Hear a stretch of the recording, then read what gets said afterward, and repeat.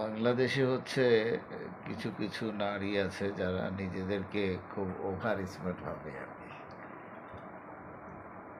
তো তারা নিজেদেরকে এত ওভার স্মার্ট ভাবে আর কি,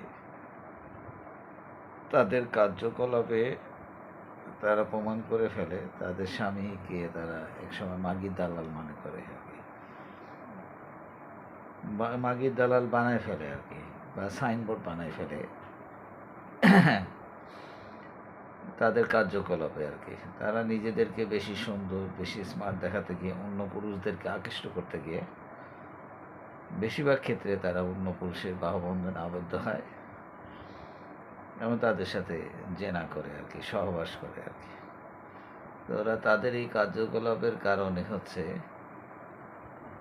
ওই যে স্মার্ট নারী যাদেরকে দাবি করে তাদের হাজব্যান্ডরা মাগির দালালে পরিণত হয় আর কি, বা সাইনবোর্ড হয়ে যায় আর কি।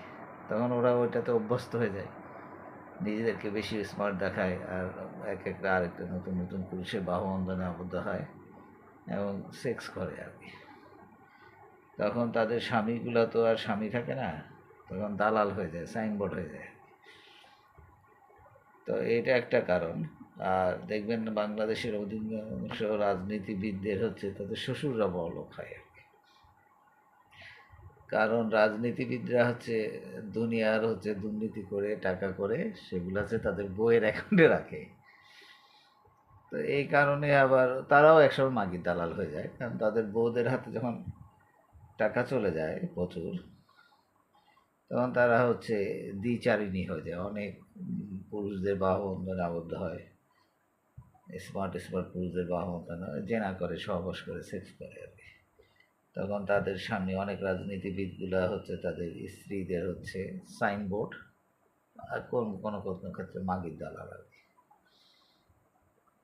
তো এই জন্য সহজ সরল পর্দাসীন মেয়েরা, যাদের স্ত্রী আর কি, যাদের বউ, তারা হচ্ছে বেসুখে আছে আর কি, তারা মাগির দালালে পরিণত হয় না।